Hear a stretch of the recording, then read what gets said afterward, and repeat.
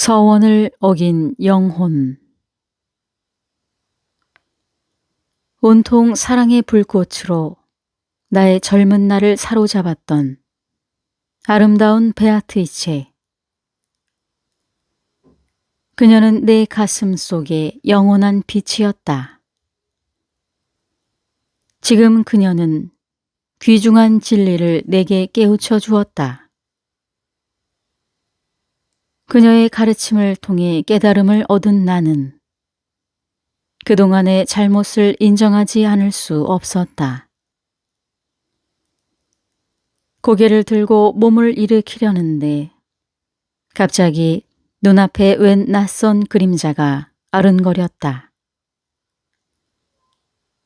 나는 그것의 시선을 빼앗겨 베아트리체에게 잘못을 고백하려고 마음먹었던 사실조차 까맣게 잊고 말았다. 그 그림자는 곧 제 모습을 나타냈다.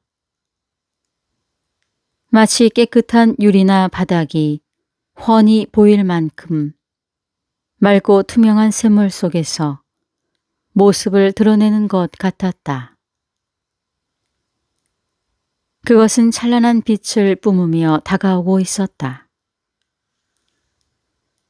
눈에 선명하게 들어오지는 않았지만 뭔가를 간절히 말하고 싶어하는 듯한 느낌을 받았다. 순간 아름다운 소년 나르시스를 떠올렸다. 그는 샘에 비친 자신의 모습을 다른 사람의 얼굴로 착각하고 그만 사랑의 열정에 휩싸인 채 샘에 몸을 던져 죽고 말았다. 그가 죽은 곳에선 수선화 한 송이가 피어 올랐고 그것은 그를 상징하는 꽃이 되었다. 하지만 나는 그 반대였다. 물에 비친 다른 이의 모습을 내 모습으로 착각하고 있는 꼴이었다.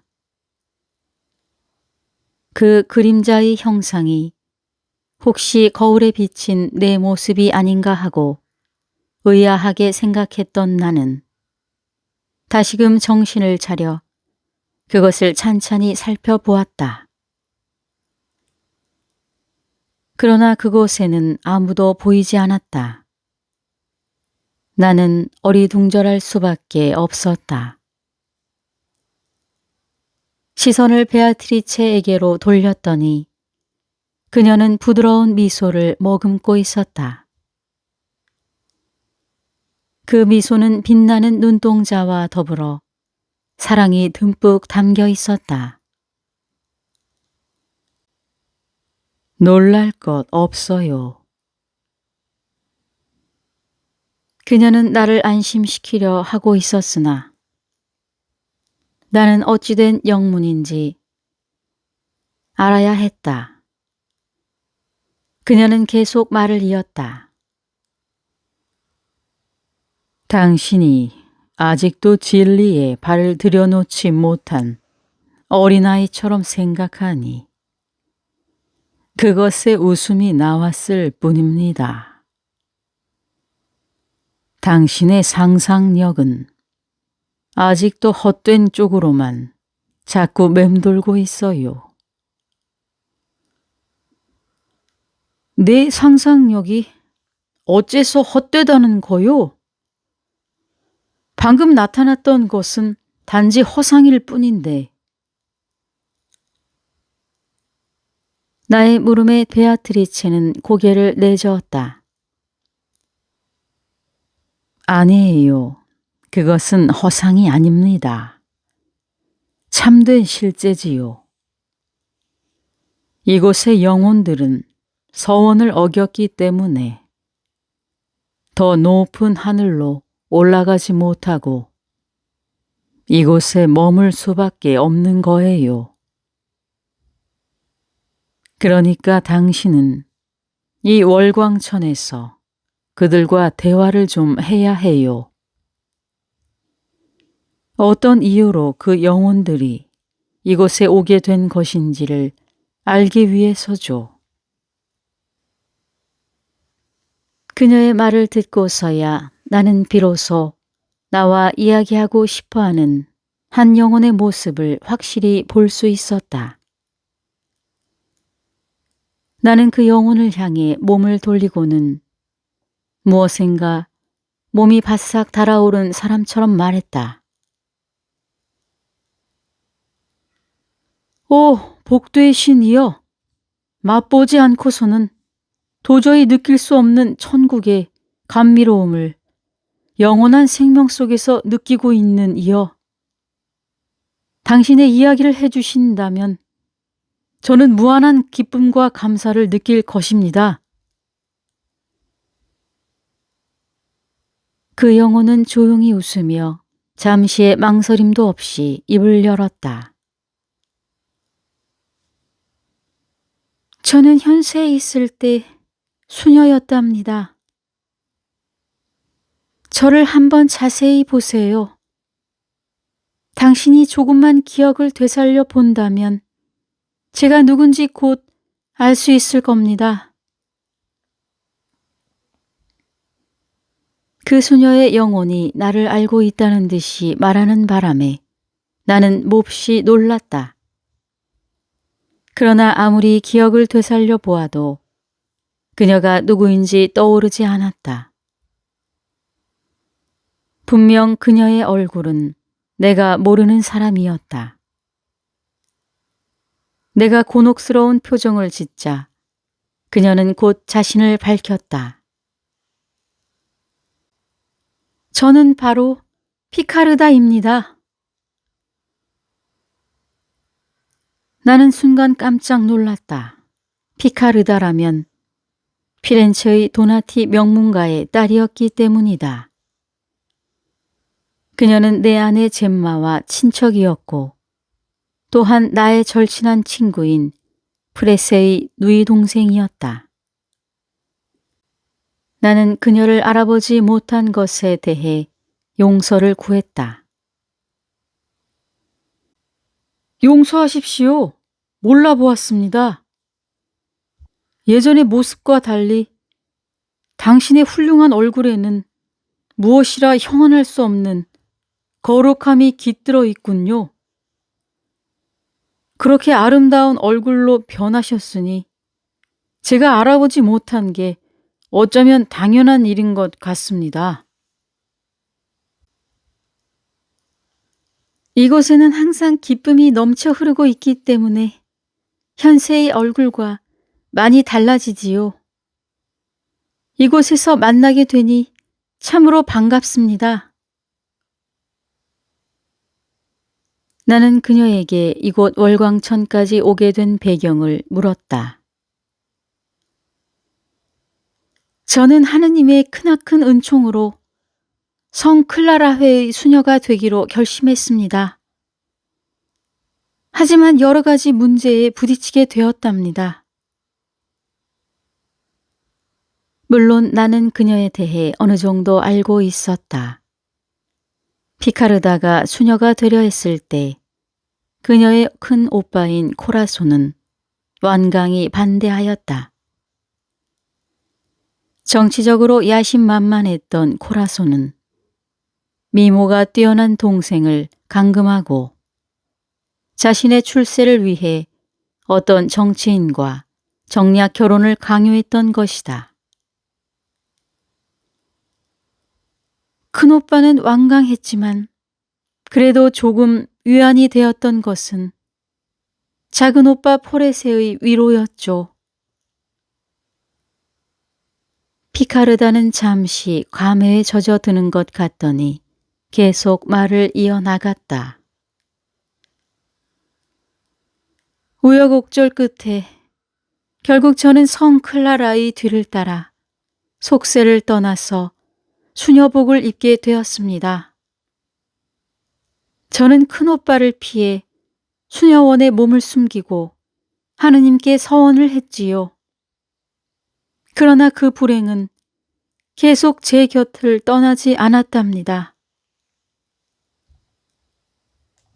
불행이라뇨? 나는 의아해서 물었다.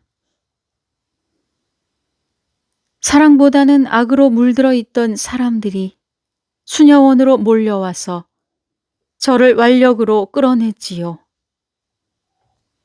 매일같이 기쁨에 넘쳐 수도 생활에 여념이 없던 제게는 큰 충격이었습니다. 그들은 큰오빠가 고용한 사람들이었어요. 큰오빠는 정치적 계산으로 저를 광포한 로셀리노 델라 오자라는 사람과 강제로 결혼시켰습니다. 그 뒤에 제 생활이 어떠했는지 인자하신 하느님께서 잘 알고 계십니다.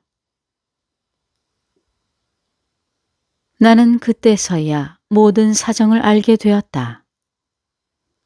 그녀는 천국의 보다 높은 곳으로 올라갈 수 있었으나 그만 본의 아닌 불행으로 서원을 어겨 이곳 월광천에 머물고 있는 것이었다. 나는 화제를 돌려 질문하였다. 월광천은 모든 천국의 관문 중에서 가장 움직임이 더딘 곳이 아닙니까? 그녀는 가볍게 웃음을 머금더니 대답하였다. 지구와 가까운 곳일수록 움직임이 더딘 것은 사실입니다. 하지만 크신 하느님의 영광된 축복은 이곳에도 충만합니다. 우리가 낮은 하늘로 오게 된 것은 서원을 소홀히 하고 의무를 다 이행하지 않았기 때문이랍니다. 그래도 한 가지 의문이 있습니다. 비록 이곳에서 행복하게 지내고는 있지만 당신들은 더 많은 기쁨이 있는 저 높은 하늘로 오르기를 원치 않으십니까? 나의 질문이 어리석었던 탓인지 그녀는 다시 한번 엷은 미소를 지었다. 형제여, 사랑의 힘이 우리의 욕망을 소멸시켜 주었기에 우리는 가진 것만큼만 원할 뿐 그 외에는 더도 덜도 갈망하지 않습니다. 만약 우리가 이보다도 더 많은 행복을 원한다면 그건 우리를 이곳에 머물도록 안배하신 하느님의 뜻에 어긋나는 것이 되지요. 그분의 사랑 안에 존재함이 이곳의 섭리이자 모든 천국에 공통적으로 해당되는 섭리인 것입니다. 당신께서 잘 살펴보신다면 이 천국에는 그러한 헛된 욕망이 용납되지 않을 뿐더러 그럴 필요조차 없다는 사실을 알게 될 거예요. 그렇다면 전혀 그러한 욕망이 없다는 겁니까? 나는 계속 우매한 질문을 해댔다. 물론입니다. 우리가 해야 할 일은 우리의 의지를 전능하신 하느님의 뜻 안에 머물도록 하는 것이지요. 그것이 축복받은 우리 영혼들이 해야 할 의무이자 공의로우신 하느님의 원래 의지이십니다.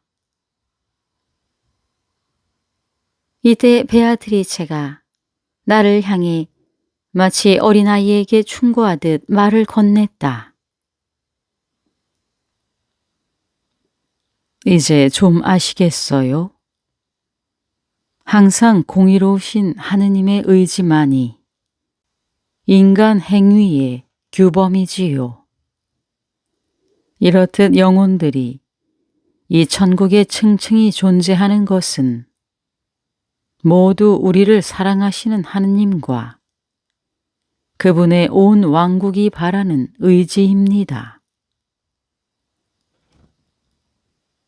전능하신 하느님의 의지가 곧 우리의 평화이면서 그분이 창조하신 모든 만물의 바다인 것입니다.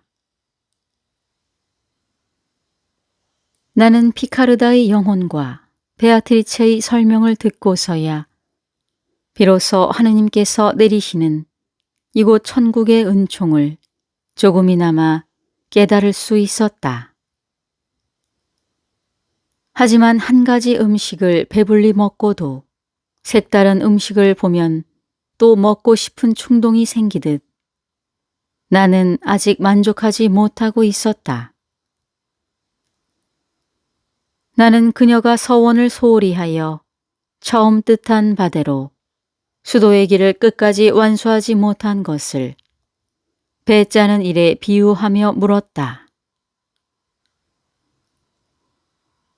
대체 무슨 배를 짰기에 끝까지 북을 놀리지 못한 것이요? 그녀는 나의 물음을 이해하고 곧 대답하였다. 의지가 부족했기 때문이었지요. 하느님과의 서원을 끝까지 지키지 못한 것도 모두 제 의지가 굳건하지 못했기 때문입니다. 이때 그녀의 오른편에서 다른 한 영혼이 나타났다. 역시 눈부신 빛을 발산하며 그 영혼은 다가왔다. 피카르다는 나에게 그 영혼을 소개시켜 주었다. 이분도 역시 수녀였으나 저처럼 타인의 강압에 의해 머리에 거룩한 베일을 벗게 되었답니다. 수녀로서의 율법은 어겼지만 그렇다고 마음의 베일까지 벗은 것은 아니지요. 뒤늦게 나타난 영혼도 피카르다와 마찬가지로 역시 뭔가 불행한 사연이 있을 듯이 보였다. 나는 그 영혼에게 이름을 물어보았다. 제 이름은 콘스탄차입니다. 시칠리아의 왕 로체르 1세의 막내딸이지요. 코스탄차는 현세에서 위대한 황후였다. 호엔슈 타우펜 왕과 출신의 황제들은 성격이 억세고 그 재위 기간이 짧았던 탓에 태풍에 비유되곤 하였다. 그 첫 번째 태풍은 프리드리히 바르바로사 1세이고 둘째 태풍은 코스탄차의 남편인 하인리히 6세이며 셋째 곧 마지막 태풍은 코스탄차가 낳은 프리드리히 2세였다. 이윽고 피카르다와 코스탄차는 성모 마리아를 찬미하는 아베 마리아를 부르기 시작하더니 마치 깊은 물속으로 무거운 물체가 가라앉듯이 삽시간에 사라져 버렸다. 나는 시선이 닿을 수 있는 곳까지 그녀들이 사라지는 모습을 지켜보았다. 그녀들이 사라지자 나는 곧 시선을 돌려 베아트리체를 바라보았다. 그런데 나의 소망이자 의지인 그녀에게서 몹시 강렬한 빛이 쏟아져 나오고 있었다. 나는 너무나 눈이 부신 나머지 눈을 뜰 수가 없었고 질문을 하는 것조차 망설여졌다.